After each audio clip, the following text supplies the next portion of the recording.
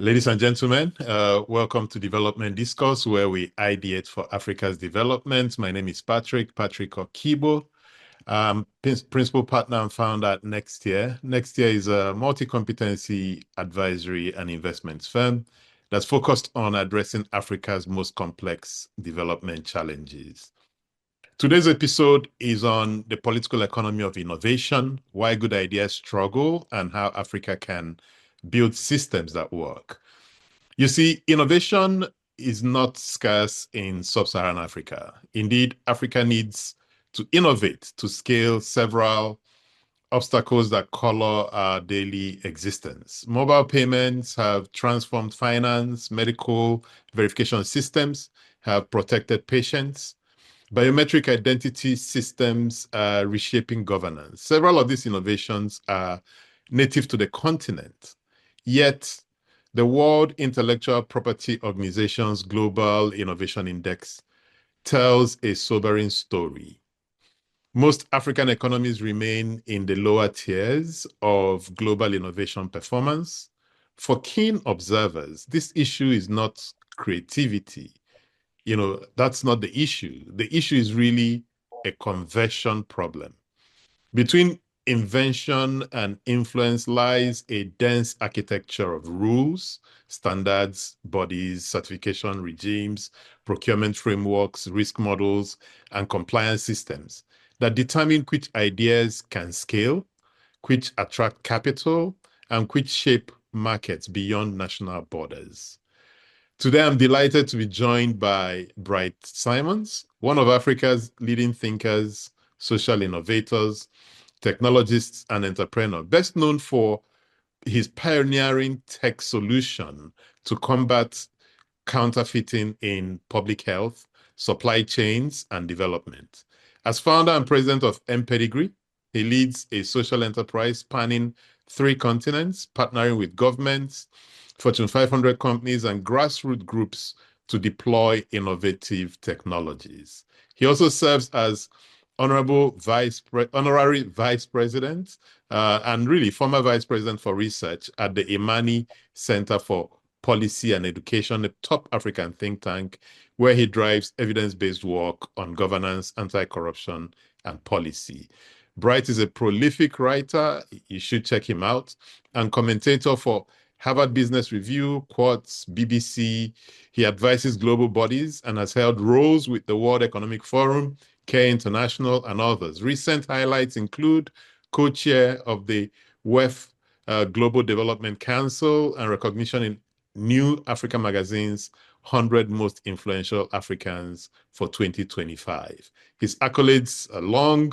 They include Skoll Awardee, World Economic Forum Young Global Leader, TED Fellow, Ashoka Fellow, Eliasin Global Leadership Prize, and Fortune 50 World Greatest Leaders. And I really have to abridge it.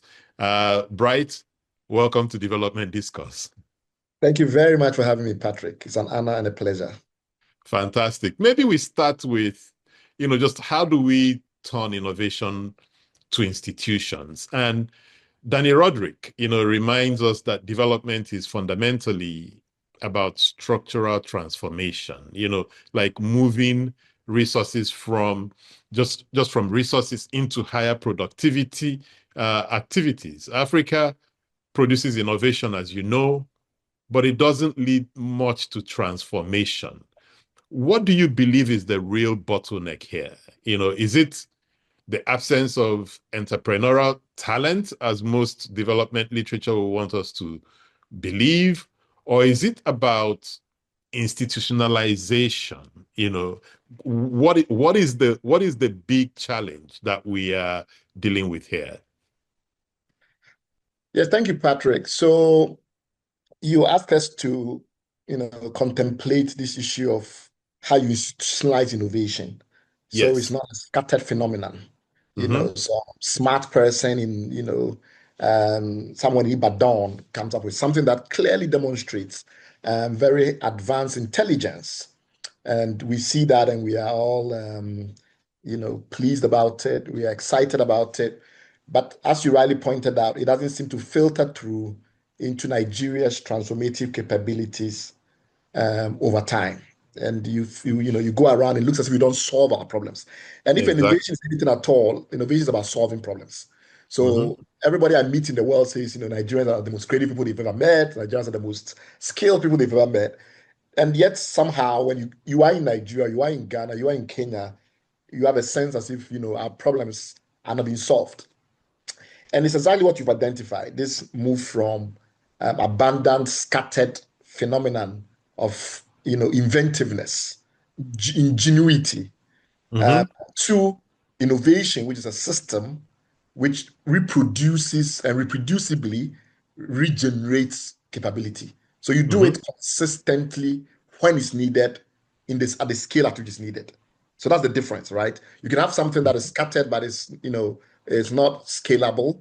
You can have something that is scalable because you have the scaffolding that makes it scalable. And for me, I mean, there are a lot of, as you know, there's a lot of academic literature, there's a lot of management studies literature about how you move to an innovative mindset, and then how you create national innovation systems, etc.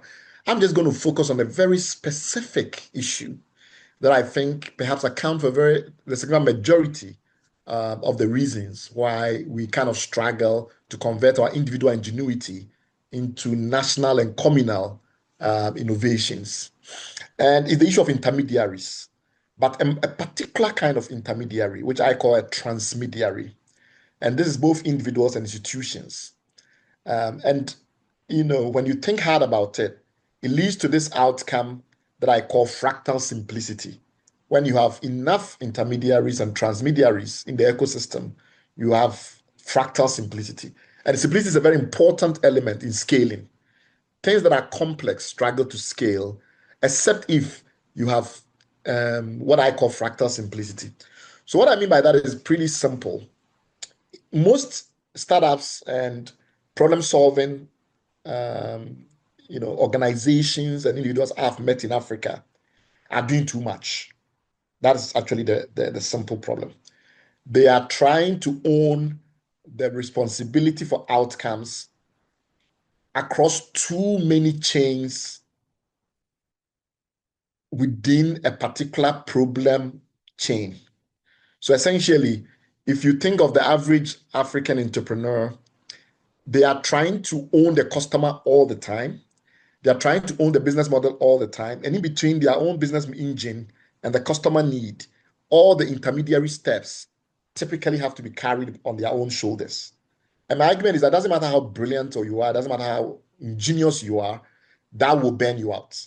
In some places, there is a tendency to create incentives for people to own pieces in that chain, to own ranks in that chain, for people to be specialized in being intermediaries. That's one.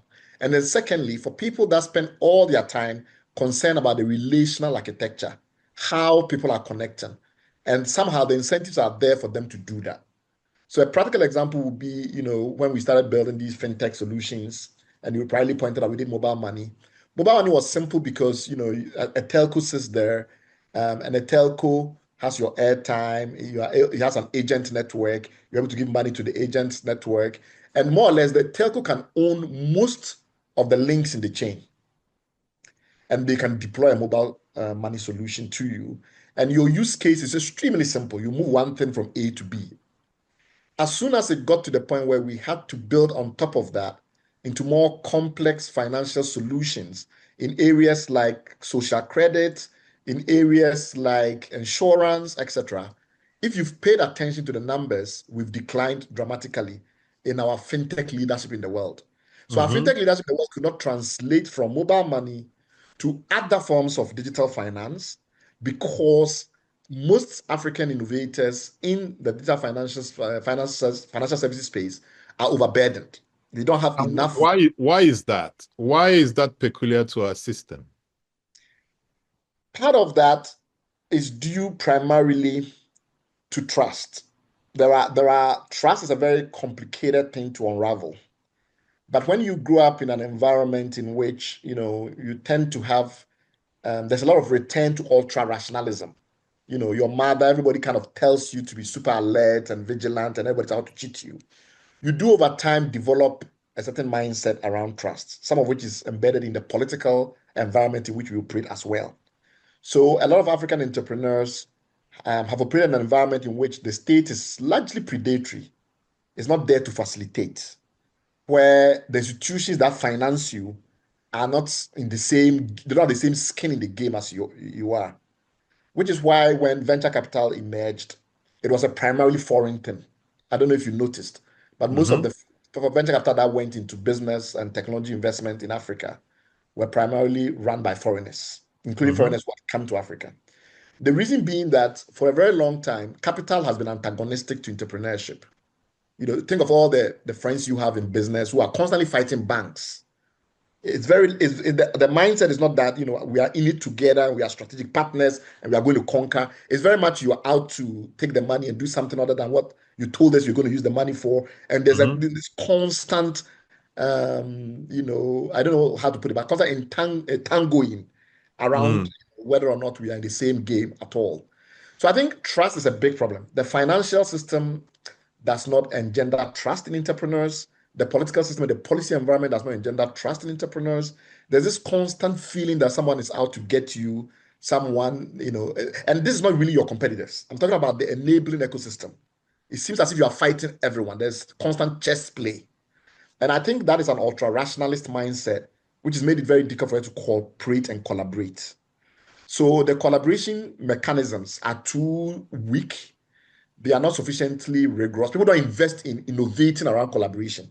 So people don't Mm. spend a lot of their time thinking, how do we build collaboration mechanisms that are extremely interesting and extremely clever? They spend all their time about how to win the customer and hold the customer and how to win in the marketplace. But the other You've markets, yes, go ahead. Yeah, you've written extensively on trust infrastructure, and I intend to spend some time on this call with you on it. But just going back to this, moving from innovation to institutions, to what extent do you see this as the types of institutions that have evolved over time? And here I'm Mhm. thinking more around, Douglas North's argument about institutions being the rules of the game, um, and how they structure incentives, and how this could, or the kinds of institutions and incentive interplay could be what has kept our innovations as these great shiny things, but do not really translate to be institutionalized. Yes.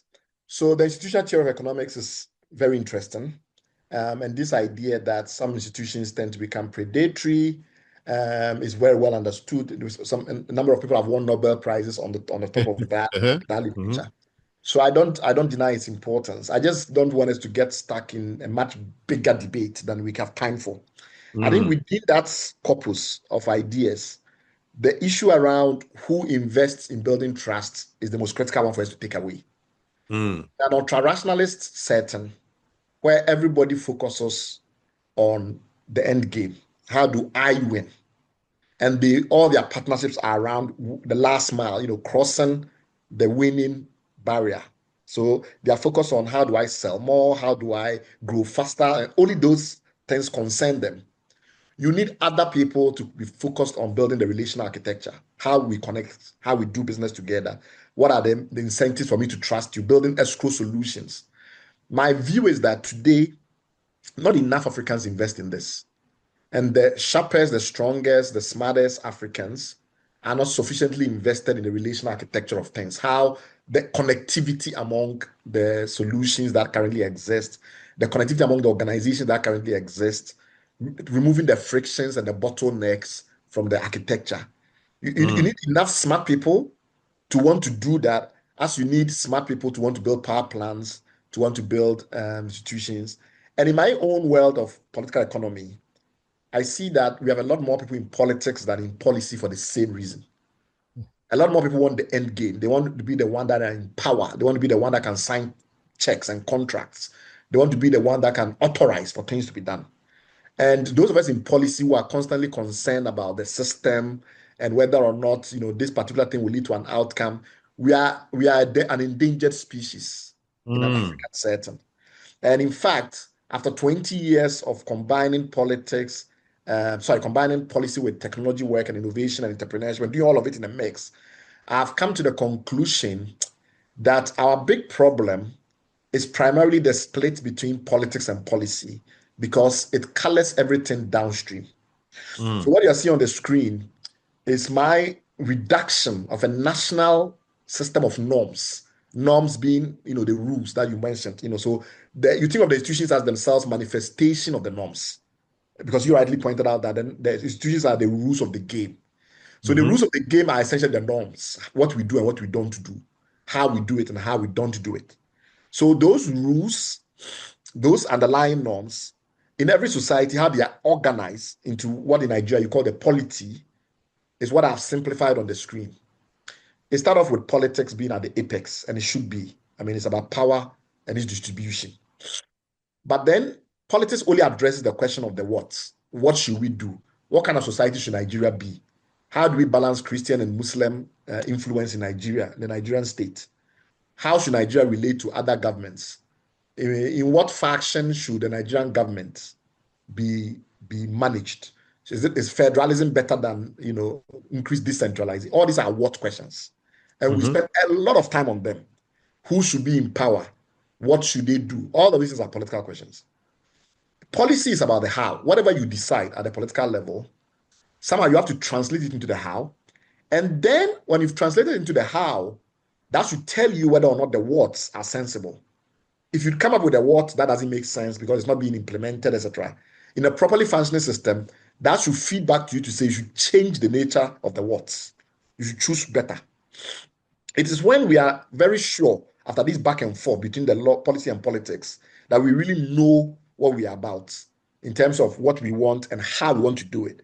Then we create laws and we put the cohesive force of the state behind the law and insist that if you don't do things this way, we will punish you.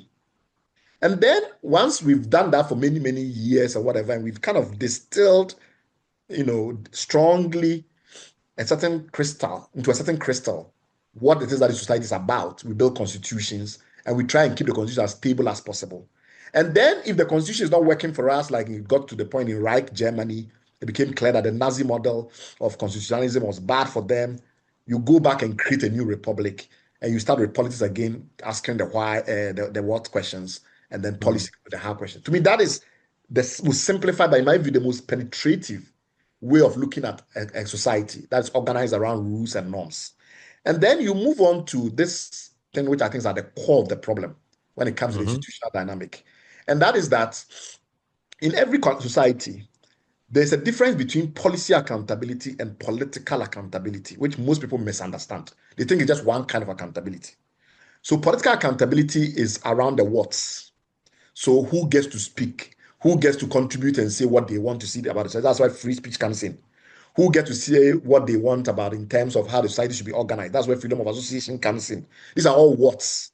And accountability allows you to hold those in power accountable to those freedoms, right? You say, we gave you power not because you own the power, but because we delegate it to you. So you cannot, marshal your forces against us and throttle us and prevent us from exercising our freedoms. These are all political accountability questions. But I argue that there is also policy accountability, which requires smaller groups of people who have the time and temperament and the resources and indeed the capability to focus on the how questions. So we all agreed we are going to have free education, but how did you do it? That how question, a lot of citizens don't have the time to delve into reams of paperwork to understand how you went about it. So Nigeria has a free education system in many layers, from state to federal. Nigeria has a system that primarily tries to produce electricity and distribute across the whole continent, the whole region, the whole country.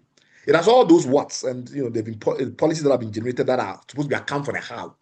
In my experience monitoring Nigeria, Ghana, Kenya, all of these countries, there's a lot of agitation around the what and a lot of, elbowing around who gets to decide the what. When it gets to the how, the quality of the debate and the quality of the discussion dramatically declines. So from people who know that Nigeria has decided to decentralize and it's had the distribution companies that has allowed them to have multiple distribution around the country, that's the what, which is a political vision, to those who understand how the disco pricing actually works, how band A and band B and all of those things and the mechanics, and how very few. And that's natural. That's the same in all societies.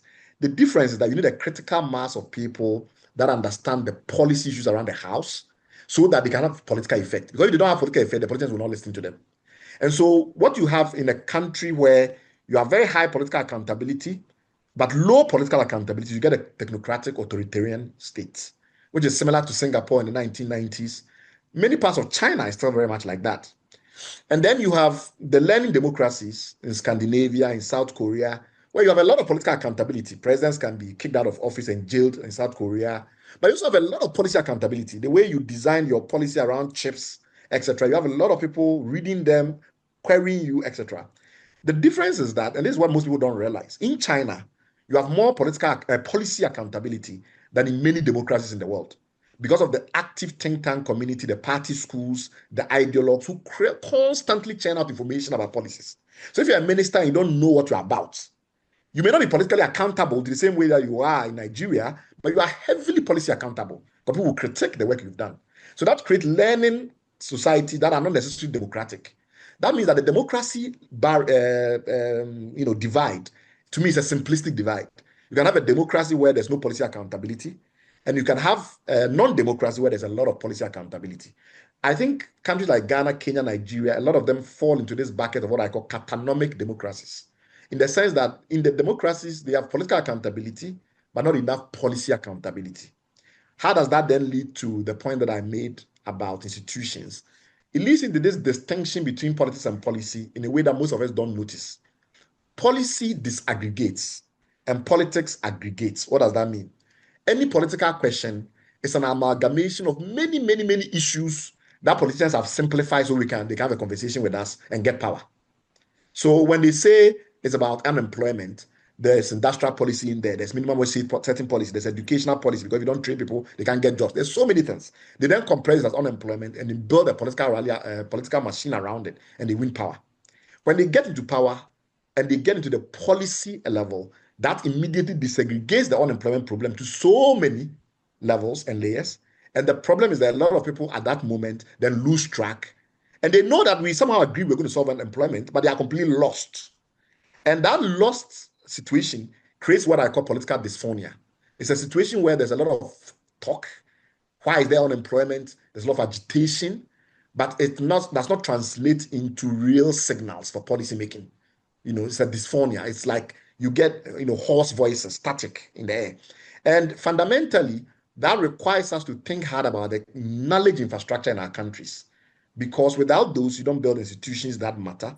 And to my mind, there's a fundamental problem because simple narratives sell. And that has made knowledge the only economic output that is knowledge in the way that I'm using it. Where as quality increases, demand falls. There's no other commodity in the world like that. Whereas the quality increases, the demand falls. So you need to have some counter, some measure that allows you to kind of try to fix it. What has this done? What has done for us in a situation where our policies are weak? Where you have weak policies, you cannot have strong institutions because institutions are primarily how mechanisms. The political structures, which is the parliament, the presidency, etc., are a very small set of institutions. 95% of the institutions are concerned with how to do things. So where you've had your policy infrastructure broken in the way I've described it, where the policies don't work because the how has become subsumed, everything becomes politicized. So how somebody gets into, the Bureau of Public Enterprises, how someone gets into the ICPC, how someone gets into, in Ghana, the SNIT, it's all political. And it's entirely politicized. Why? Because policy is so weak in the society that the politician doesn't fear that if they don't solve the how question, they will get out of power. So why bother and put the person who can do the job there when you know that doesn't matter as much? In the end, politics will win.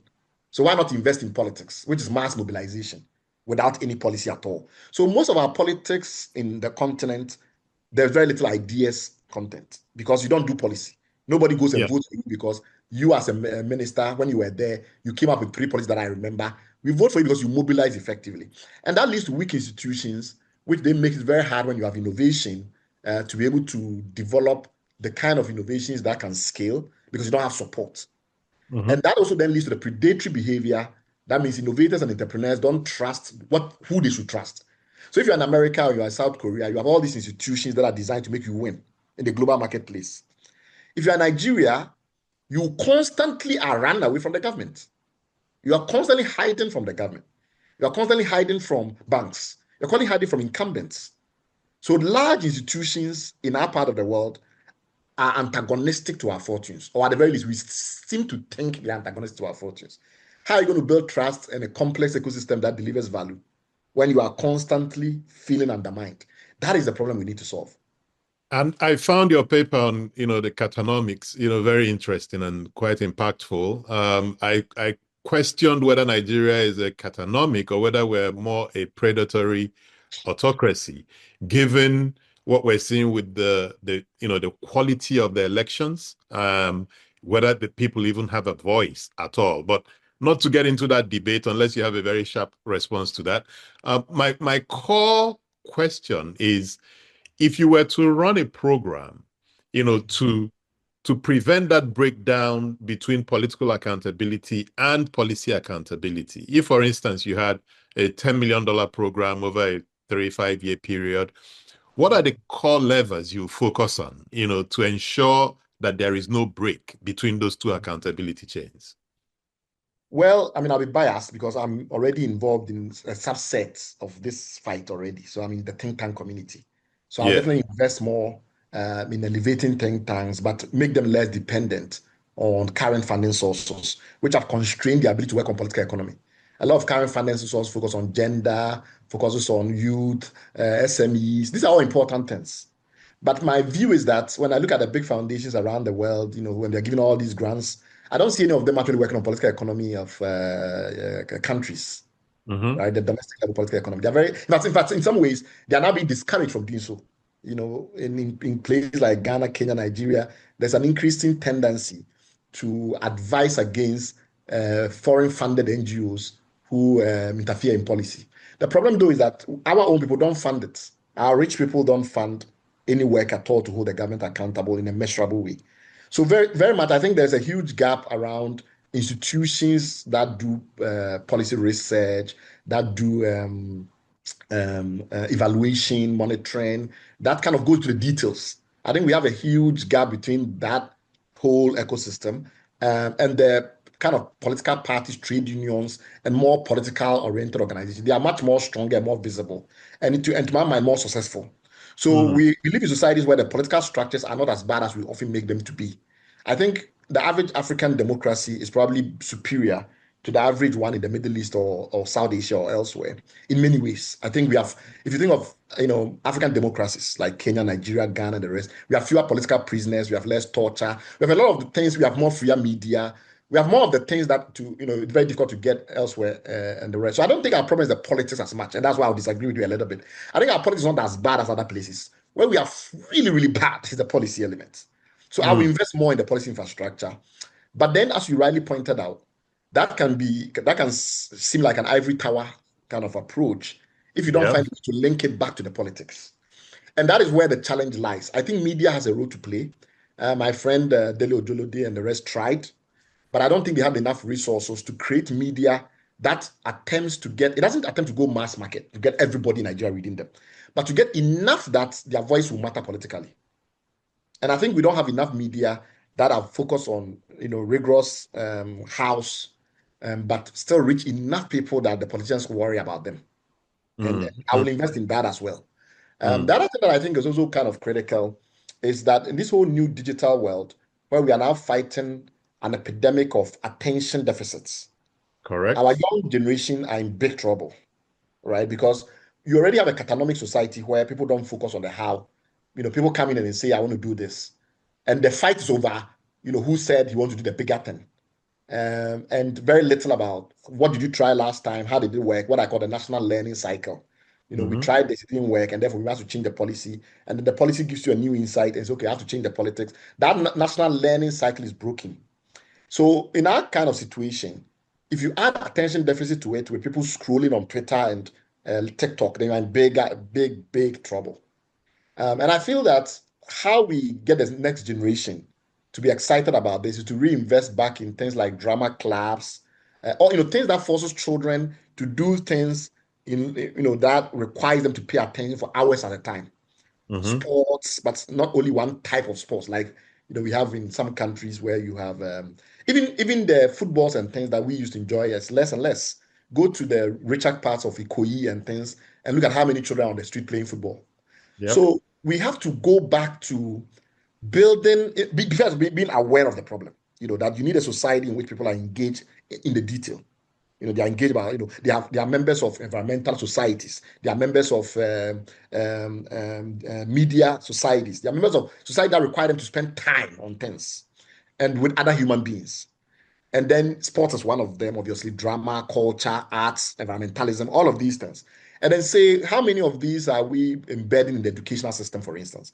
How often do we say, okay, curricular design is important, but so also is extracurricular design when the children come to the school? I think my view is when I engage with middle class in Africa, they're not even talking about this kind of thing. I don't see a sense that they get it. They have these very big political issues. So, for instance, they will say, oh, you know what? Africa has to be independent and we have to be sovereign. Look at Ibrahim Traore. And then I listen carefully and I kind of try and get their mind. And what I see is a lot of shallowness. Like beyond in their own location, they don't know the zoning laws. They've never written a letter to the district assembly before, or what you call local government in Lagos. They don't understand the local government code. They don't know the local regulations. They don't know the previous assembly person, what we call assemblyman in Ghana. You call district council or something like that. Local government chairman. They don't understand how they got there. They don't care.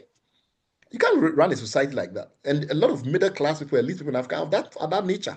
They are completely abandoned. And they have all these big grand things which they've never really properly considered. And they care more about those things. You see what I mean? So I will invest in localism. I'll invest in human-to-human interactions in schools. If I was a philanthropist, I would divert a lot of my money from some of these attempts to solve institutions before you solve the underlying local problems. So the Gates Foundation does things like that in vaccination. That's good. In vaccination is simple. You really literally can just simply from mass scaling solve the problem of vaccination. You cannot do that with sanitation.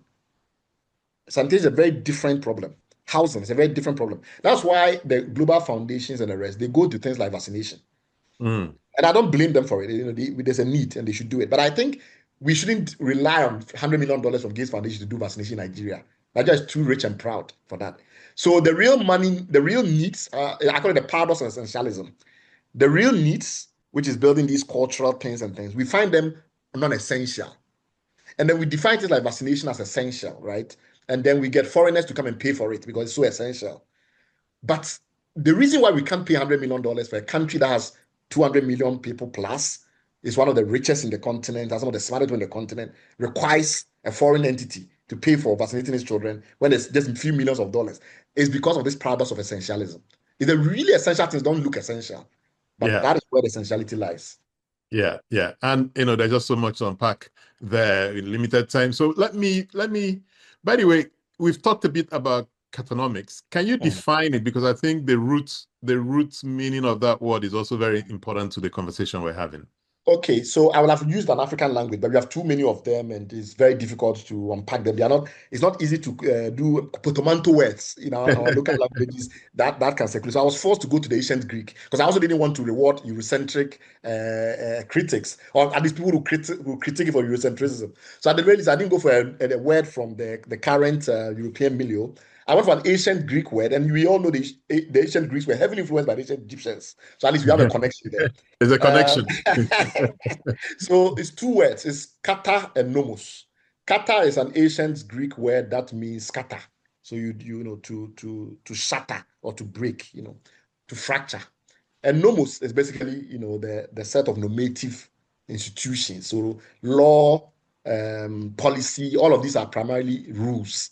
And nomos is that's what that means. And the reason I call it catonomics is I argue that the polity, which is policy and politics, law and constitution, has been shattered. The breakages are evident in the linkages being broken. These things should be linked smoothly. So you only make laws when you are really have policy history. You've done the thing a number of times and now you are clear. Then you make a law. I've seen so many African countries start with making laws. Yeah. Like, and sometimes they will make policies without any clear political direction. Like, I have a number of African countries that I monitor who have AI policy, but they don't have any political vision for AI. Yes, so they have an AI policy. And then some of them move and start to create digital laws, and they embed the AI into it. And they think they go and get some consultants and they come and put it together. it's not organically grown in the soil of the country's struggle. And if you do an AI policy that won't work, it's obvious, right? So I call it Catonomic because we have a shattered system where we are making laws, we are making policy. They're not connected. They don't come from our experience. I kept calling it Catonomics, as I read the paper, because kata for us is kataskata. Oh, true. Exactly. So actually, the African context is very strong. Exactly. Yeah. But again, just to dwell a little bit on this trust infrastructure, in one of your recent remarks at Oxford, you spoke about an idea's hegemony, these dominant narrative frameworks that determine what counts as best practice. And this echoes, Gramsci's notion of hegemony, where power exercised through norms rather than coercion. How does this operate in development finance and, more importantly, in standards setting today? This is a very important point. And like I said, I see a lot of Africans who are very concerned about the place of Africa in the geopolitical system. But because the way we were birthed as a societies, we're political societies from the outset. We never really went through social phases. If you look at Europe, they went through serfdom, then the long history of the Renaissance, then the church struggles, with the state for many, many, many years. Then monarchy is overthrown. So before they became political entities, modern political entities, they had fought so many battles to distill certain essence. We were just more or less forced together by colonialists to unite, build independence movements, throw them out. And therefore everything looked political to us. And I didn't. So when you think of Nkrumah in my own country, he said, "Seek ye first the political kingdom, and everything else will come." So we saw the political kingdom. The problem is that a lot of things are policy in nature, and that is why even our international political push, our geopolitical pushing is weak. It's weak because we don't understand how the world works. So we think it's about just posturing and assertiveness, and but if you can do all the assertiveness you want. If you're Burkina Faso and you're assertive, that's nice. But then you are still dealing with the IMF program, right? And you are still having to go to Article 4 and get through reviews of your IMF program. And that still constrains you locally and domestically. So knowing the rules and the standards and how the world operates is critical. I built a solution that tracks medicines from factories all the way to patients. By the time we deployed this in Nigeria in 2010, there's a whole network that had been developed around Dr. Poori, who was then the NAFDAC director, even though it was Akunyili, whose vision it is, his political vision it is, that brought us into Nigeria. When we did it in 2010, no country in the world had done it in the way that we had done it, where you could track the medicine from the factory to the hands of the patient. There were a lot of efforts in America, Europe, and the rest to do similar things. And today they are very close. Now you can track medicine all the way to the pharmacy. But if you went into a Boots in London or a Walgreens in America, and you pick up a box of medicine, you will not, as a patient or as a consumer, be able to track it to source because they over-engineered the model. We went through using telco, using a different serialization model, a whole bunch of very interesting, intricate, and very ingenious fractal simplicity models, as I call it. So even though the thing is very complex in the back end, it's very simple in the front end due to multiple intermediaries and how we brought them together. We did the same in Kenya for every pack of seeds in the country to be traceable from the germination bed all the way to the hands of the farmer. So you would think that we will be universally recognized as experts in traceability, serialization, anti-counterfeiting, supply chain anti-fraud, supply chain visibility. Because we've done it in Africa before the rest of the world. We are not. And the reason we are not is obviously this idea's hegemony. We are coming from Africa. Who the hell wants to listen to an African pontificate about the right way to do things? You can't even fix your own society and you want to tell the world how to organize anything in the world. That is the problem. And because these things then get encoded in standards, we then saw people, long after we've established how this can work in Africa, start to introduce new standards into the space to just confuse the picture. Because you now have government saying that, oh, but there's a global standard that I have to work through and things like that.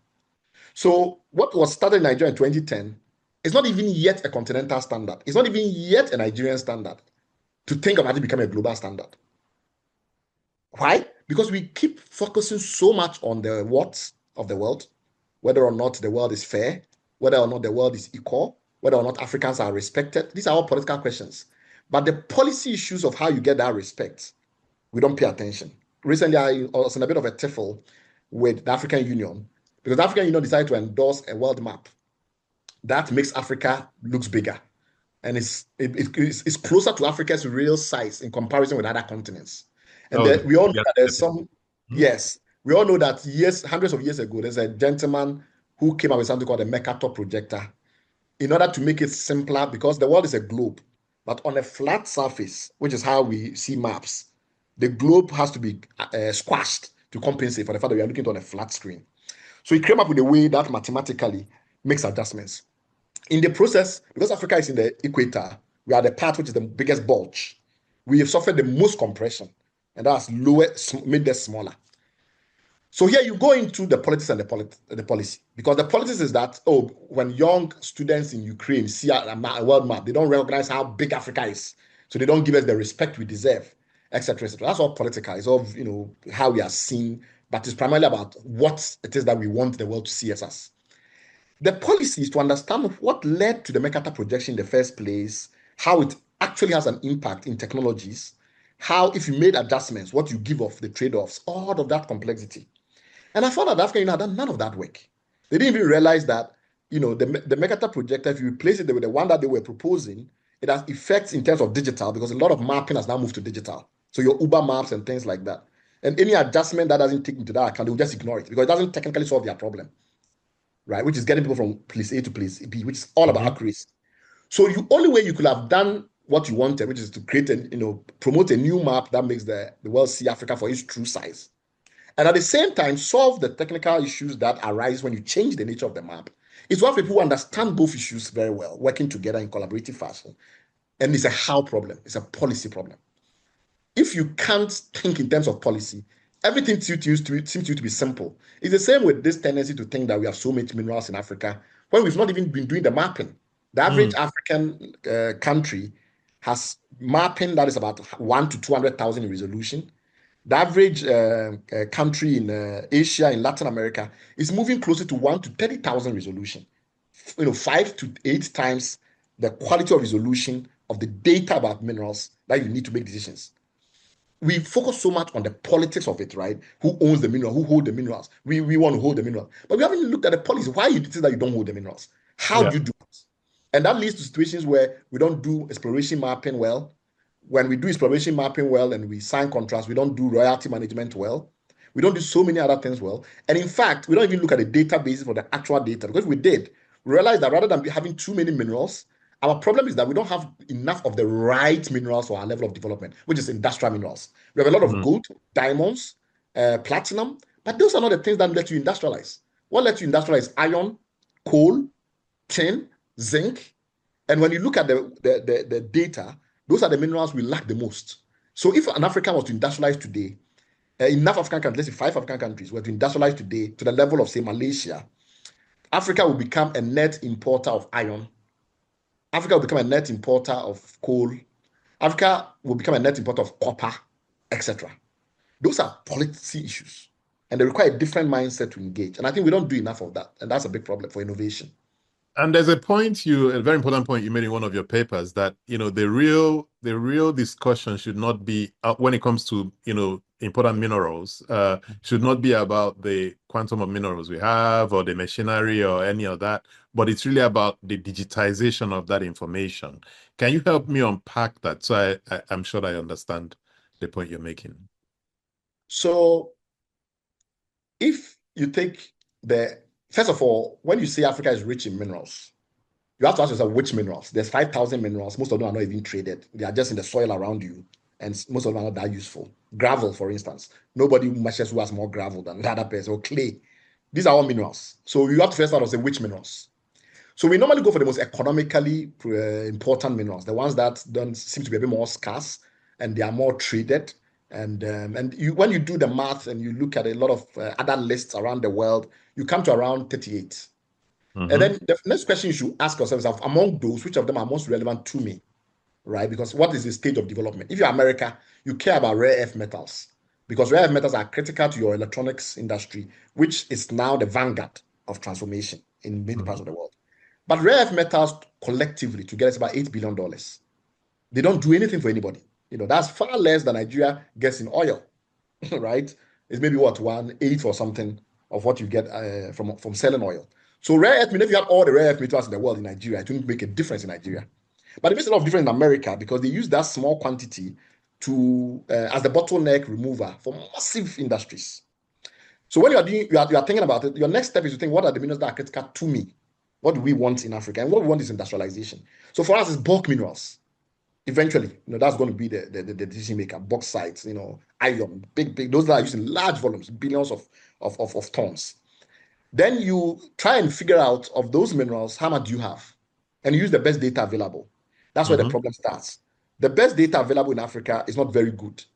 But when you use the best data still available, you conclude that we don't have enough of the industrial minerals that we need. And from a median share, so if you compensate for the fact that we are heavily concentrated in certain minerals like platinum, cobalt, etc., where we own maybe 70% of the world's reserves. And then for a large number of other minerals, we have very little. If you compensate and adjust, and you get to a median share, we have less than 2% of the world's critical minerals that we need for our development. Now, that should immediately prompt you to thinking about supply chain security, because there are other countries in the world that have that problem. South Korea, Malaysia, not Malaysia, sorry, Taiwan, Japan. These are countries that have huge problems with raw materials, and they built elaborate policy instruments to secure supply, partnerships, this, that, that.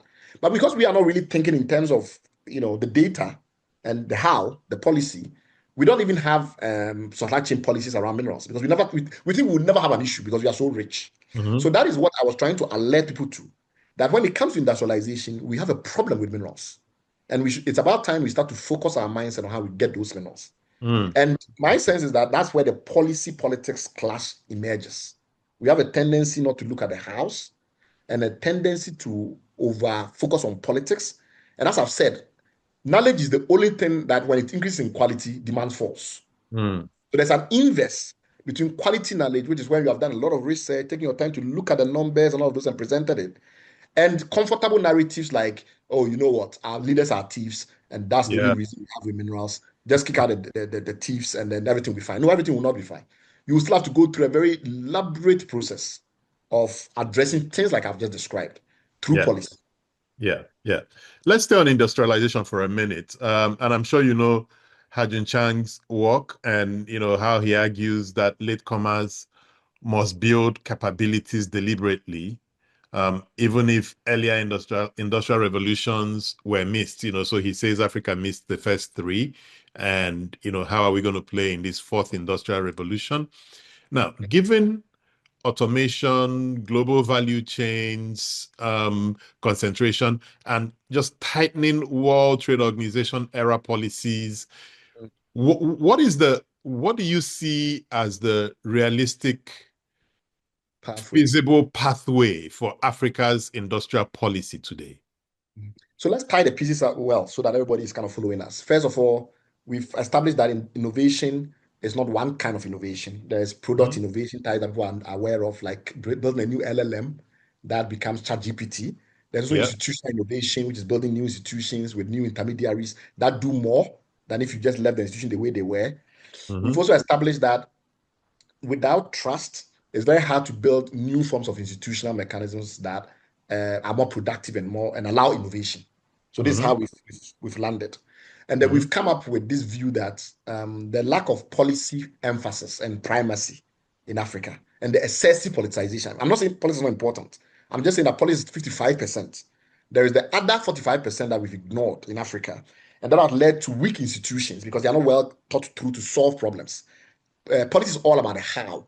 So when your country is not very policy efficient, it doesn't solve problems. And then institutions that it builds become politicized institutions. They exist merely to predate. People go and talk ahead an institution, an African country, just so they can get their 4x4, they can get whatever, and they're really not solving problems. They're not being judged by solving problems.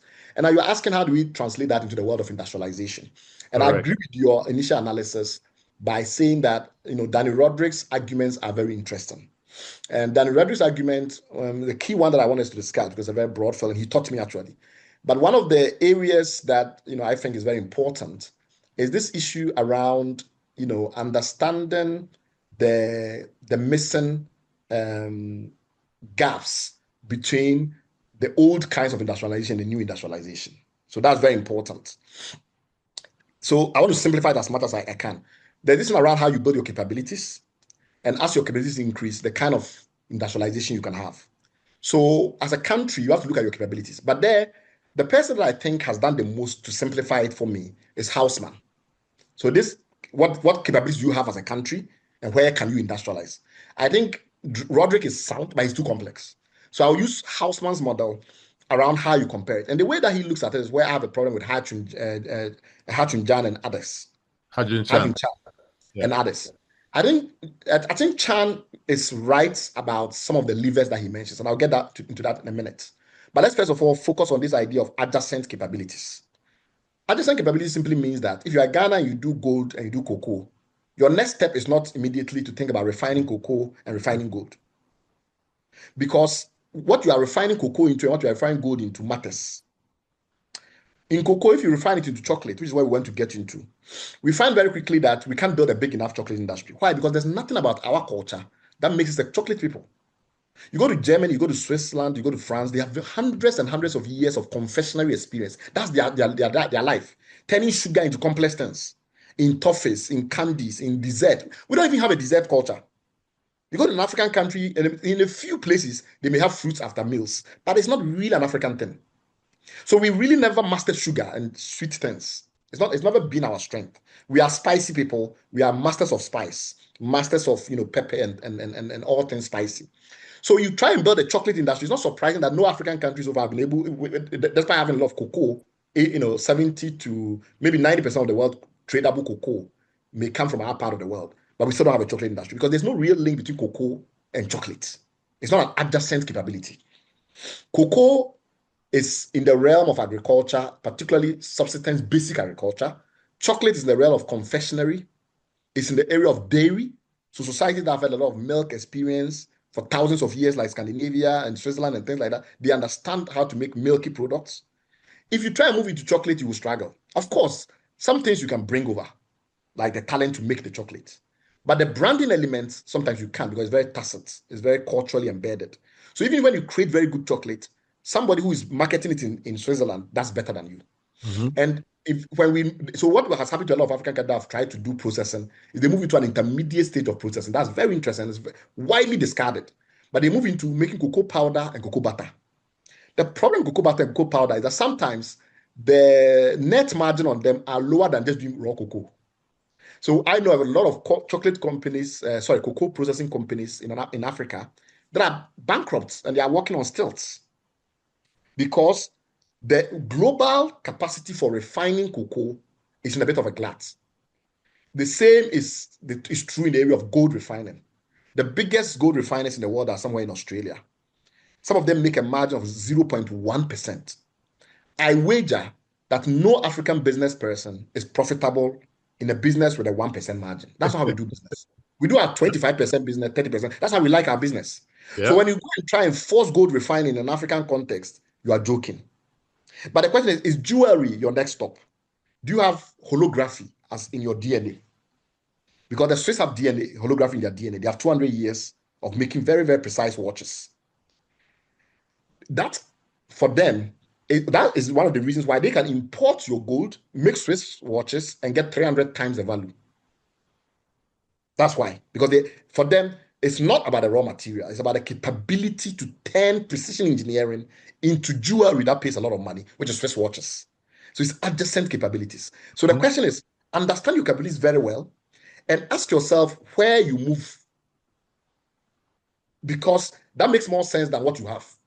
How you move, the chess move on the dashboard of industrialization, that move is way more important than what you start with, the pieces you start with. So it's good to have the queen, and it's good to have the king, and it's good to have the knight. But your moves matter more than the chess pieces you start with. You get the point? So if you start off with cocoa, it doesn't mean you must do chocolates. You must look at adjacent areas. One of the things that I discovered in my anthropological research was that we're training a lot of the pulp away, but the pulp makes amazing juice. And only a few group companies today are trying to harness the pulp to make juice. That's an adjacent capability because the juice doesn't require too much work. And we are very good with beverages like palm wine and things like that. And you can, try and master that. The other thing that is also incredible is that we have gold refineries across the continent that are almost all bankrupt. And to move into jewelry, that's not a forte. So what do you do then with gold? Maybe gold is purely about bullion, in which case adding digitalization to it. So you can, rather than allow Switzerland not only to master jewelry, but also to master digital gold, you say, no, after that one, Switzerland, you won't take it. We are very young people who like digitalization. We also have the gold. So we have the adjacent capabilities. Digital gold will be Africa's patrimony. That to me is the right kind of policy thinking in industrialization, where you are looking at the data dispassionately, you're looking at the trade-offs dispassionately, you're making choices based on reality on the ground, and then you're looking at adjacent capabilities and how to bridge adjacent capabilities. I think far too often, industrialization policy is about value addition without surrounding context. And without surrounding context, you just make wrong mistakes. You just make bad mistakes. And we made a lot of bad mistakes. Look at the Ajaokuta steel complex in Nigeria. You spend billions of dollars on it for decades.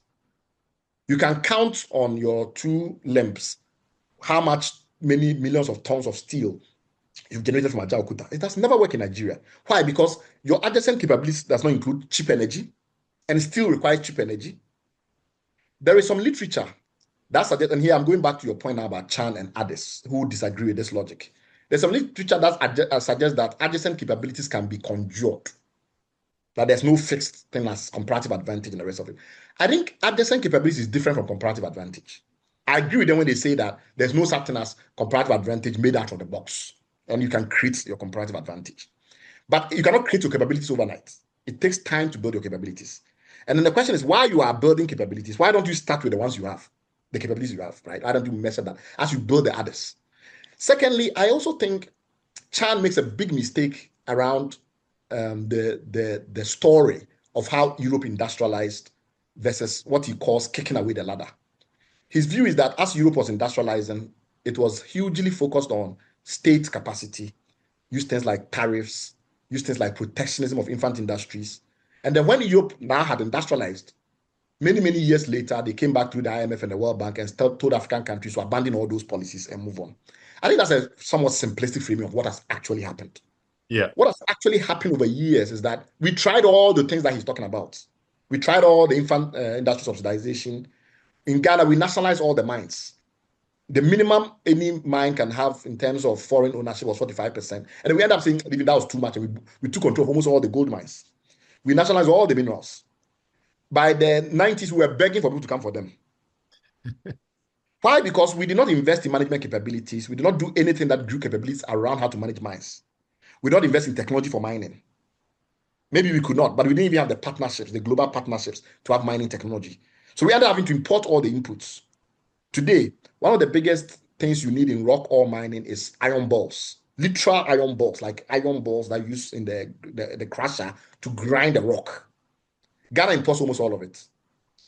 If you are thinking about the fact that we produce gold and we have for a very long time had iron deposits that are not exploited, that could be an adjacent capability because we have huge demand. We have the gold, so that's where it's mined in our soil. So we should definitely be the one supplying the rock, the metal ball, and we have some iron as well. So my thinking is that when you look at the story, actually Europe in the early days spent a lot of money trying to profit off our industrialization. So I have gone back and looked at Germany and its interactions with Ghana for many, many years. And from 1960 to around 1971 thereabouts, most German investment in Ghana and engagement with Ghana was in the form of giving us export credits that allowed their industrial machinery producers to send industrial machines to Ghana because our first president had a huge fetish about industrialization. And you can also look at what happened in the Soviet Union. They spent so many technicians, they sent so many technicians to Africa, and they sold so much equipment to us to try and build factories. And in those days, they didn't have the power that they had in the 80s to tell us how to run our policies. We designed our own policies ourselves. It was when we failed after the oil crisis, then the debt crisis that followed in the 80s, and then we all moved to structural adjustment. That the IMF and the World Bank said, well, if you can't pay for it, then you might as well abandon it. If you want our money, you might as well abandon it. We can't give you money to keep pouring down the sieve. So I think Chan is wrong. The history doesn't show what he's saying. By the time they came over in the 80s and the 90s to tell us to stop subsidizing our industry, we had failed at it. So to go back and take those policies back, we must first do the soul searching.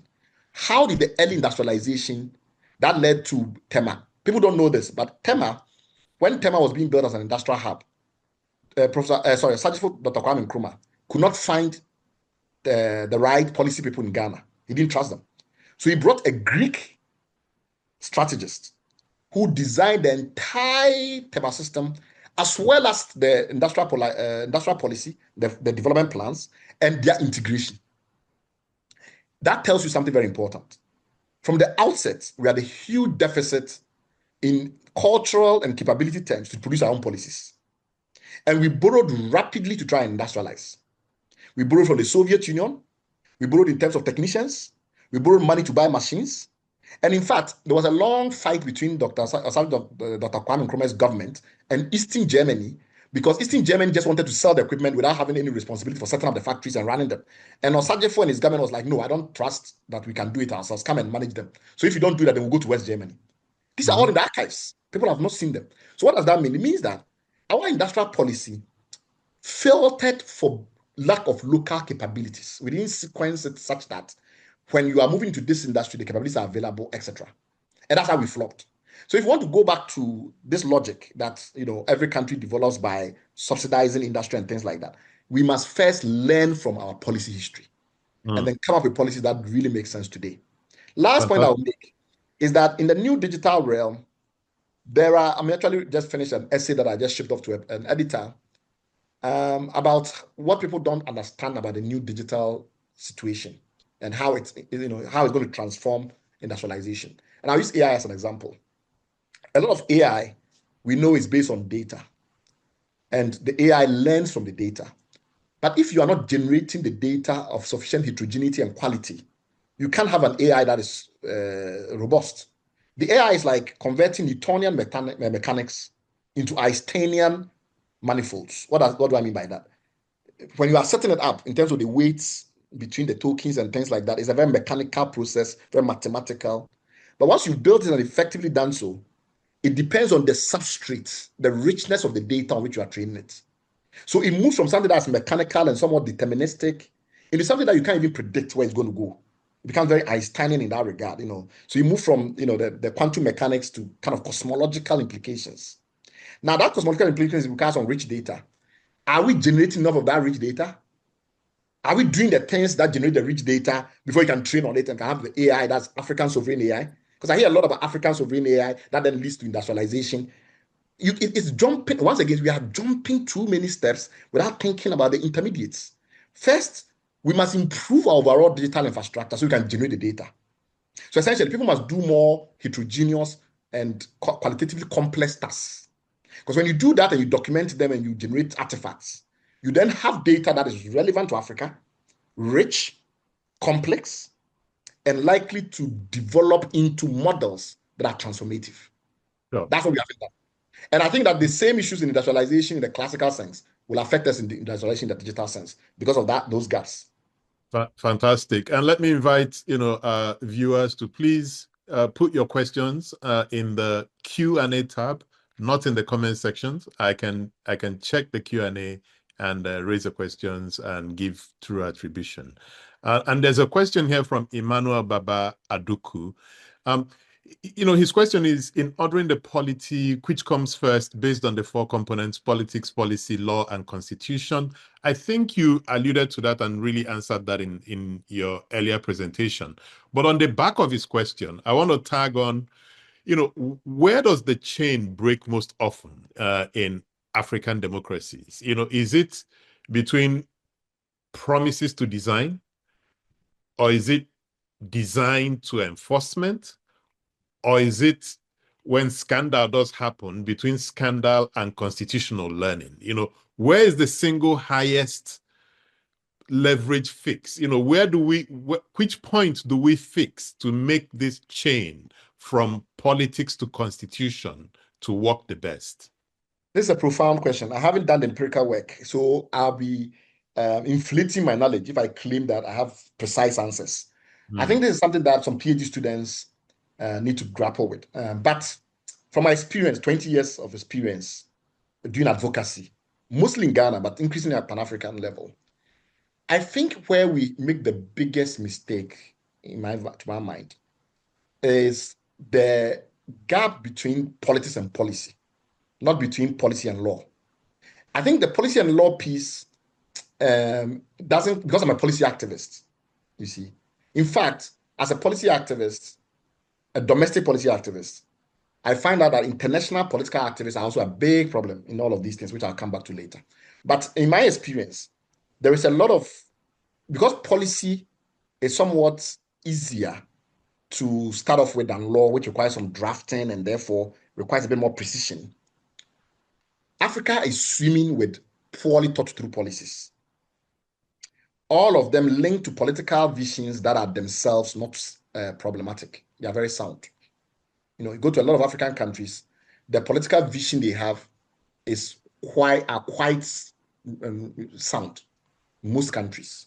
You go to Ethiopia now, massive industrialization build out, adjusted their foreign policy to make China very comfortable there. China is putting a lot of capability there. In fact, some people argue that China might move from East Asia because of competition from the likes of Vietnam and the likes, and start to position rather more in Ethiopia. All of that is very, very sound. How they then connect that to the fiscal strategy, to their other liberalization efforts, etc., has been very, very weak. And you've seen that now with issues around import cover dropping to about two months in Ethiopia, 2.4 months thereabout in Ethiopia. Is the interplay between politics that is sound and how you design the policy to connect to it. I think that's where the problem lies. Yes, there are problems with making a lot of laws that cannot be enforced because the policy context does not justify the laws. I'll give you a practical example. Intellectual property laws in Africa. You go and where did the law come from? Experts from somewhere came and just planted the law. Nobody's suing anybody for patents. Nobody's suing anybody for copyright infringement. The little suits that are there are very few. There isn't enough knowledge within the ecosystem for you to be able to crystallize a law that is robust, right? But I think those kind of instances also tend to be less problematic in the sense that what is wrong with our laws on intellectual property not being very sound? It affects some people, but it's not as bad as what happens with electricity in Nigeria, which is a clear example of where political vision to give everybody in Nigeria electricity, whether they can pay for it or not, has collided with policy and led to disjointed programs where they liberalize distribution, they keep holding on to transmission. And then when they try to liberalize transmission, they find out that they haven't really thought it through and they have to go back to the drawing board. I think the number of people that are affected by electricity in Nigeria alone makes any wrangling about weak laws in intellectual property enforcement far less significant. Think of GMOs and the challenges around biosafety. We have created laws that have no connection to our society and our lived experience. Who are our scientists? Who are our safety thinkers? Where was the last time you read something in this day about something practical in Nigeria around biosafety? I mean, there's just nothing there. And yes, we have all these laws on biosafety. But how many people are being hurt by it? I think there are some people being hurt by it, but not a lot of people. Compared to problems with sanitation policy, problems with electricity policy and energy policy generally, compared to problems that we've had with subsidizing agricultural inputs in Nigeria, and returning back to the groundnut pyramids. I think, therefore, that simply on the basis of impact, my bias as a policy analyst will suggest that is the politics to policy transition that we must prioritize. And we can work with that, not just because I'm biased as well. But we have another question from Nadiat Gebramedan. I hope I got the pronunciation right. He says, "Hi, Bright, absolute vital work. Thanks for sharing. A couple of questions. The issue you raised with weak trust infrastructure for coordination resonates well with him. Can you talk about how M-Pedigree dealt with it, operating in a low trust infrastructure / ecosystem? I'm curious where you place the US and the UK in the accountability metrics, the 2x2 you shared." Yeah, I think the US and the UK are definitely below the Scandinavian and the South Korean democracies in the degree to which policy accountability works there. I think the tendency to be particularly interested in technical choices is stronger in South Korea and some of the advanced Asian countries than in the UK and the US. The good thing is that in the US and the UK, the people that are there may be fewer in terms of the critical mass, mainly because of STEM biases. So there's a huge STEM bias in Asia, but I think the quality is very outstanding, and that kind of compensates. So I will answer that by saying that I think they are higher in terms of policy accountability than Kenya, South Africa, and Ghana, but they are lower than a lot of the Scandinavian countries, some of the East Asian countries. In terms of the question, which Nadia's question, which I think is also very profound. The problem that I think we are trying to deal with here, in terms of how you attempt to reconcile, in a way, very difficult tensions between the emphasis on policy design versus so the iterative nature of policy design, where you kind of, let me give an example. If you think of an African country like Ghana or Nigeria, it's a highly competitive politics. Sometimes governments can't even admit that they got the policy wrong. And that is because the politics have created a condition in which they own the policy, as opposed to the fact that the policy is owned by critical lobbyists, think tank communities that have advanced it. So there's such a dominant mindset that the politician owns the policy, that the policy cannot be put into the commons for elaboration. So the government policies as if they are proprietary. It's APC, and they brought these ones, and they suffer and they benefit from all the consequence. I think in countries that have transcended the Catonomic state, a lot of people, a lot of constituencies own policies. So environmental policy in Germany, a lot of it, the Green Party comes from the environmental movement, and then they find a way through. Of course, when they don't work, the government will get some hits. Whoever is enforce the law, the policy through law will get some hits. But you also have a whole societal mechanism, that in a way is affected and therefore can be part of the new iterative process to improve it. That's why I think we struggle to iterate policy, because there's this sense that it's owned by the politician who brought it. But if you focus a bit on the question, like, how has Pedigree operated low trust, low accountability? I wouldn't say that Pedigree has fixed it completely. What I would say is that Pedigree has attempted to do so in a number of African countries by focusing on this transmediation logic. And in fact, I have a new essay out on my blog, which I'll share with everyone.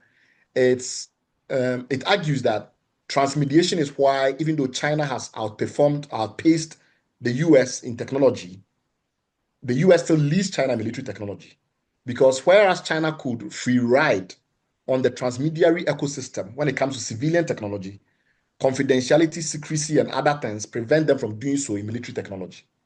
And therefore, it does not benefit from the highly heterogeneous Western geostrategic innovation ecosystem. In the same way, Pedigree emphasized so much on connecting telcos, government, and pharmaceutical industry in the beginning, later on agro companies and cosmetic companies, that we made less money. Because if I had the resources that others have, which is that there will be some other think tank, some NGO, whatever, that has an interest in the problem of supply chain fraud and counterfeiting and whatever, I was doing some of the things that I was doing. I would have spent most of that money building technology, and I'll be a multi-billionaire by now, because perhaps I would have been doing more marketing and branding and gone to more countries. I spent all my time connecting rather than deploying. One time I went to Nigeria, and then I sat down with, I'll mention the name to embarrass them, the CTO of a major telecom company. And I said to them, I'm here with my new technology. It requires you to make the short code free to the consumer. And he burst out into laughter. And then he called in the deputy CMO to come and sit in a meeting. And I have this madman who is saying that he wants a premium short code, one of those short phone numbers, people can remember them, but he wants it to free. And of course, he joined in with laughter. It's like, we sell that for higher. I mean, they are precious. Why would he give it to us for free? And I said, what if you don't? Your competitor would. I said, why will our competitor do it? And I said to them, your competitor will, because I am going to be the first person that tells people that they can use their mobile phone to save their lives. And they of course, first they wanted to laugh. I could tell from their eyes that they were not laughing. And that, how does your thing do that? And I tried to explain to them that the counterfeiting problem was not just episodic, but at a certain point, it creates things like drug resistance. It creates a whole bunch of other problems that if we don't fix it, we will not be able to save our lives. And if people knew that they can do that from their phone, and your telecom network doesn't allow that, your computer allows it, you're going to be in trouble. But it took a lot of convincing in such meetings, at very senior levels, to build the first cross-network toll-free short code. That shouldn't have been my work. I should have spent 3 years. And the same in DRC.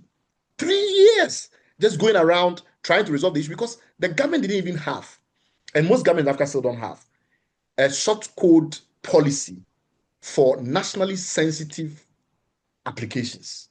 They haven't even thought through it. Yeah, and this goes back to probably the first slide you showed up, Exactly. that shows why innovation doesn't kind of No, scale. because I spent 3 years in DRC. That is a lot of money and personnel time doing something that some other NGO, some other whatever should be focused on solving. Correct. And until we solve that problem, that's going to be problem. So the only way I solved it was doing what I'm telling everybody not to do, by owning all the problems within the chains and going out. That's why I'm in 13 countries, not in 130 countries. That's why I'm not well known as a technology transformer.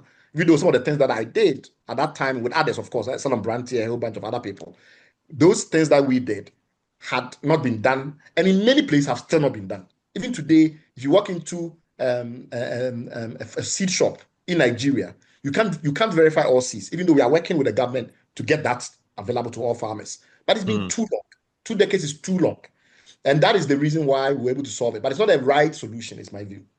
Too many questions here. So let's see if we can, get through all of them. I have one from Engineer Chris Okeke. And this is important because you mentioned China in your last response. His question is, what's the fastest path for an accelerated growth for a country like Nigeria, Ghana, etc., similar to what China accomplished in a few decades? And I know it's a really difficult one to unpack, but if you could do it shortly, we can get to other questions. Can you simplify it for me? How can what's the fastest pathway for accelerated growth for an African country like Nigeria or Ghana? And he's comparing us to what China was able to do in, say, in 3-4 decades, move about almost 1 billion people out of poverty. It's deceptively simple, Patrick, but impossible to do with our politics. You sequence rightly and you prioritize rightly. So China did not try to reform the whole country. They found some Pacific Rim regions and they allowed massive experiments in those regions and they isolated them from the rest of the country. And then they slowly expanded the rest of the country. So that's sequencing. Secondly, China did not try in the beginning to become a broad-based capabilities player. Unlike what Japan had many, many decades to try and attempt, where you build broad-based capabilities across the society. Basically, the whole society is like yeast. It elevates and then it starts to do bigger things almost together. That's what I call broad-based or platform-based development. China went for spearhead approaches. And it's the same that Malaysia that is also going for. You target specific sectors, but in strategy, there's one thing that we make a big mistake about when we do strategy thinking in Africa. Maybe not in the whole of Africa, of course, but in many countries that I'm familiar with, there's a huge problem. Strategy is not about your master plan. Strategy is about conscious decisions not to be good at certain things, so you can devote your time and energy and bandwidth to specific things. I look at the national plan of an African country and they want to be everything to everybody at every level all at once. That won't work. You have to decide that in Nigeria, certain aspects of our organization and the way we are as a people mean that we will not be very good at small-scale agricultural productivity transformation. It won't work. It just won't work. But given the way we are organized, given the population size, given all of these factors, certain mass industrial production strategies will work in these devoted value chains. And then you move. You did that up to a certain point with things like cassava flour in wheat and things like that. The problem is that you didn't do a capabilities mapping to understand how you transition from that to the next. And you didn't do the third thing, which almost no African country has done effectively, but which every East Asian country that has succeeded has done, which is that you force entry into global value chains and make that an incentive marker. What does that mean? It means that you introduce export quotas and introduce export benchmarks. You say, if you're able to compete internationally, we will subsidize you. If you are not, we'll cut you off. Those three, to me, are not genius ideas. But if your politics is the way that our politics is, it gets very difficult to do them. Because the way you win elections, like I said, is that you aggregate everything into one. And then you go and you trumpet it. And people vote for you without a detail. And then when you come back and you try to unpack and to prioritize and to sequence, they come back at you and go, like, you've not solved the problem. So that's where we are with this. So there's a question here from an anonymous. He says, what's your take on the role of systems thinking or systems mapping in connecting the dots to address the issues you've raised about politics, and policy? And what is your critique of the systems framework? I think the problem with the system framework in an African context is that nobody's paid to do it. Everybody's paid to solve a specific problem. So why will I, as some NGO, some think tank, spend my time trying to deeply understand the system, map it properly, and then look at the inflection point, the leverage points, and try and inflect? Why would I do it? There's an incentive problem around systems thinking in an African context. All of us are rewarded for our end game. So every wise African, and that's my hope about ultra-rationalism, every African that follows the ultra-rationalist path will deprioritize systems, and they will focus on crossing the barrier to win and having an edge over their competitor, and they'll just move on. So that is a big problem I have with the system thinking paradigm in an African context because of ultra-rationalism. The way that I think we might be able to unburden it is if over time we recognize this problem as a challenge, that there are not enough nodes in between, intermediary nodes. And then people emerge who are transmediaries, who are recognized for building systems. That would mean, therefore, that when you, as a journalist, as a whatever, as are looking at your ecosystem, you have to start to look at those people who are not playing end game very well, and therefore they are not big hyper investors or big bankers or whatever, but they're busy trying to connect the dots, right? I don't think we write about them. I don't think we profile them. I don't think we identify them. Who was responsible for enabling Nigeria to get closer to open banking in Nigeria? Nobody knows their name. The only time I've seen someone get that recognition in the context I'm describing was in Kenya around in Degmo, when all of a sudden Westerners came in and saw that he was the architect of M-Pesa, because if he hadn't done certain things that he did. A lot of people don't know that M-Pesa was actually funded with a grant from a European foundation, a European aid agency. It was different. That put the first £2 million or so to create the technology. So it wasn't the technology that made the difference. What made the difference was that you had a civil servant who was thinking like an entrepreneur and was busy trying to create the right connectivity for this to take off. If you're an African civil servant and you do that today, you're probably going to retire poor. So my attitude around systems thinking is that, yes, it's hugely important, but the framework doesn't seem to satisfy the ultra-rationalist criteria, which is people want to own the end game. They want to win the end game and want to own the end outcome. Fantastic. There's another question, Anonymous. I really appreciate the way Bright used the idea of the what and the how to explain the relationship between politics and policy. It made clear that policy is not just about deciding what should be done, but also about how it's implemented. I was wondering, however, about the relationship between those two elements. If the how, the policy, can sometimes come back and challenge or reshape the what, the politics. Could you think of that as the difference between policy-based research and research-based policy? Yes, I think that policy activism is people like us who, because we claim we've done more research work and we understand the problem more, we try to also go and change the decisions. And I think we are very different in that regard from both political activists, but also from pure academics who just do research and try to understand the issue. We are very different from them.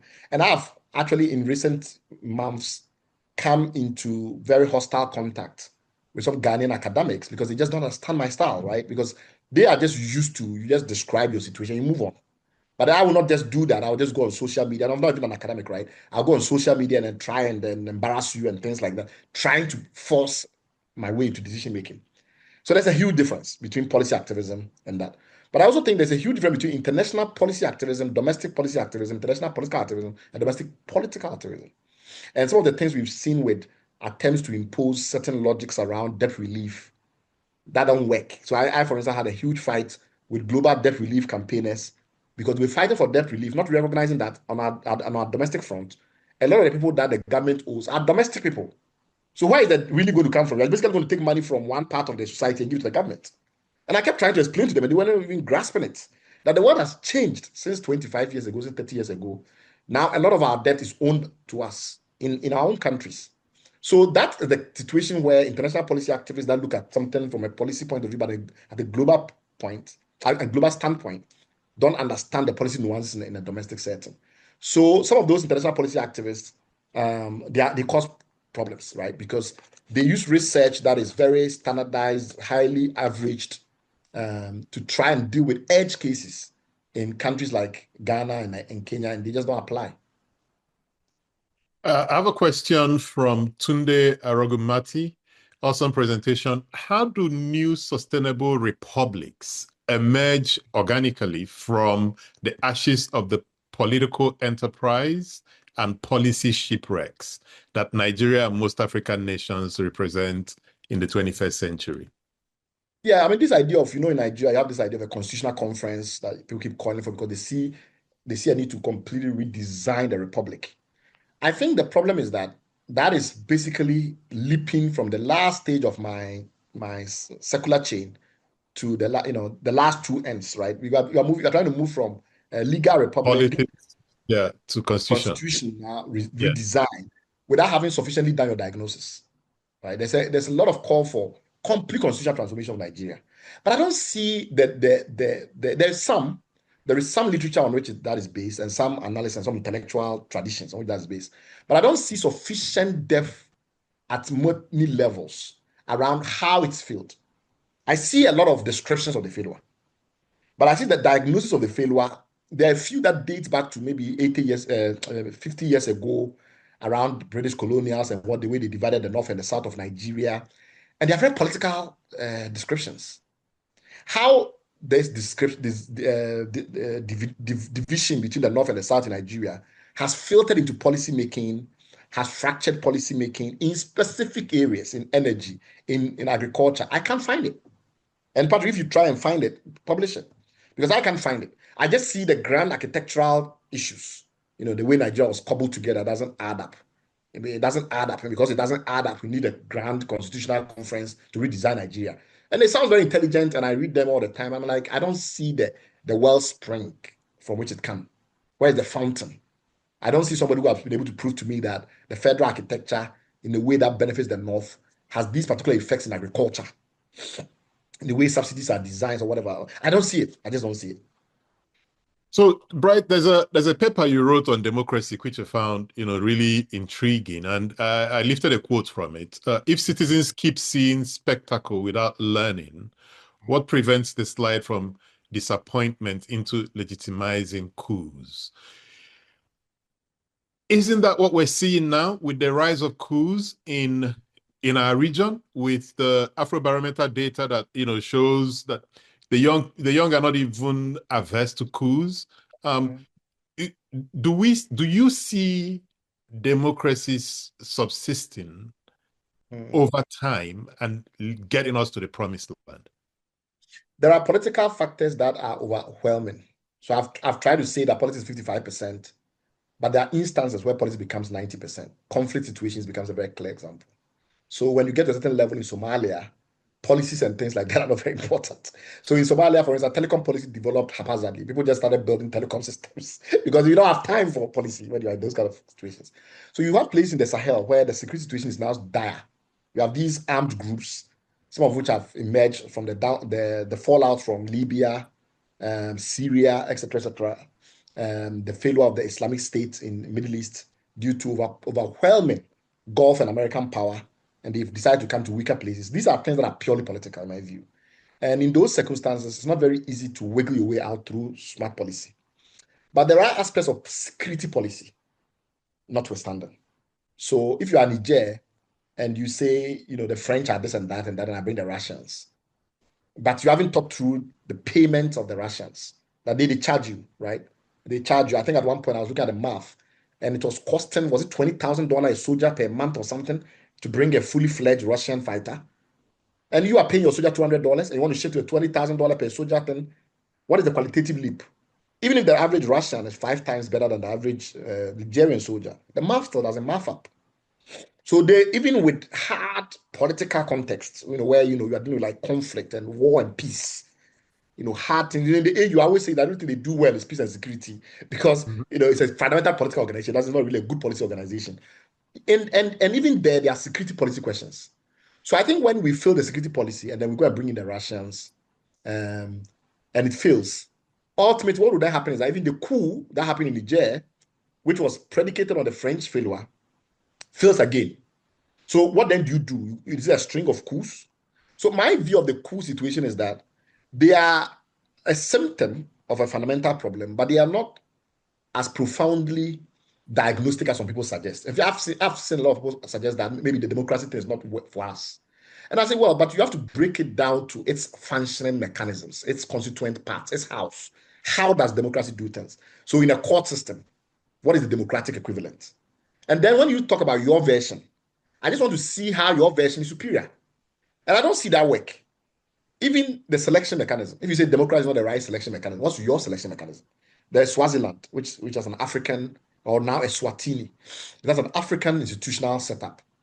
I don't see African anthropologists going there trying to educate us about how their policy making is more effective in a non-democracy, African style constitution, African style absolute monarchy versus Ghana or Kenya. I don't see any of that writing. All I see is, oh, the democracy is not for us, it's not for us, but you're not building any alternative.